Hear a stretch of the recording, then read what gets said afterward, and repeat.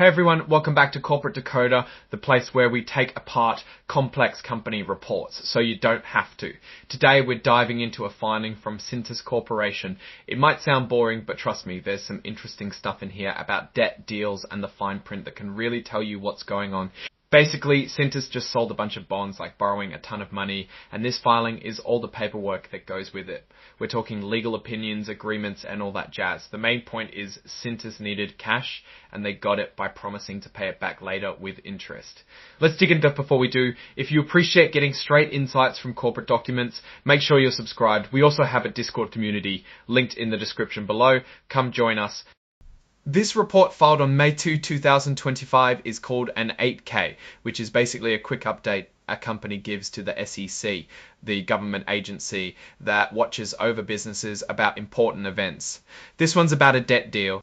Cintas Corporation No. 2, which is likely a subsidiary, sold $400 million worth of senior notes. Think of these notes as IOUs that promise to pay back the money by 2028 with an interest rate of 4.2%. Cintas Corporation itself is guaranteeing this debt, meaning if Cintas Corporation itself is guaranteeing this debt, meaning if Cintas Corporation itself is guaranteeing this debt, meaning if Cintas Corporation itself is guaranteeing this debt, meaning if Cintas Corporation itself is guaranteeing this debt, meaning if Cintas Corporation, this is a way for Cintas to get their hands on a lot of money right now. Why would they need that much? Maybe they have plans to buy another company, invest in new equipment, or just want to have cash available for unexpected expenses. This is where the paperwork starts getting thick. An underwriting agreement is essentially a contract between Cintas and the banks that help them sell these bonds. KeyBank Capital Markets, MUFG Securities Americas, and Wells Fargo Securities are the main players here, acting as representatives for all the banks involved. They're the ones who found investors to buy the bonds, lobbed the underwriting agreement, outlines who gets paid, what the risks involved, and what happens if things go wrong. Next up is the officer's certificate, which spells out the details of those bonds we talked about. It's like the fine print on your loan agreement.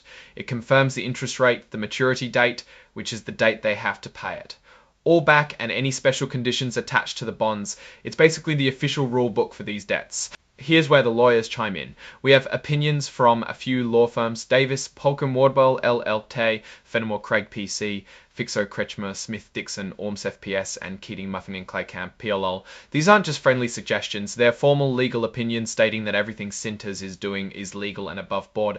Okay, I would think of it like getting a doctor's note saying you're healthy enough to run a marathon, except in this case, the marathon is selling $400 million in debt. These law firms are essentially vouching for Cintas and saying they're not breaking any laws. There are several law firms offering opinions: Davis, Polkin Wardwell, L. Fenimore Craig PC, Fixo Kretschmer, Smith Dixon, Orms FPS, and Keating Muffin and Claycamp PLLs. Having multiple law firms involved might seem like overkill, but it's common in big financial deals. Each firm might be specializing in a different aspect of the transaction. It's like having a team of experts each looking at a different part of the problem to make sure nothing gets missed. This section lists all the documents attached to the report. We've got the underwriting agreement, the officer's certificate, and those legal opinions we just talked about. It's like the table of contents for all the important paperwork. This is important in case someone wants to deep dive into the specifics later on. Finally, we have the signature. J. Michael Hansen, Cintas Executive Vice President and Chief Financial Officer, is signing off on this report. This means he's officially taking responsibility for the information contained within. It's like him saying, I swear everything in here is true and accurate. Now, what does all of this mean for Cintas? Well, on one hand, they've just taken on a significant amount of debt. $400 million is no small chunk of change. This increases their financial risk because they now have regular interest payments to make. If their business slows down, those payments could become difficult to manage. On the other hand, raising this much money suggests that investors have confidence in Cintas' ability to repay the debt. The interest rate of 4.2% isn't super high, which indicates that lenders see Cintas as a relatively safe bet.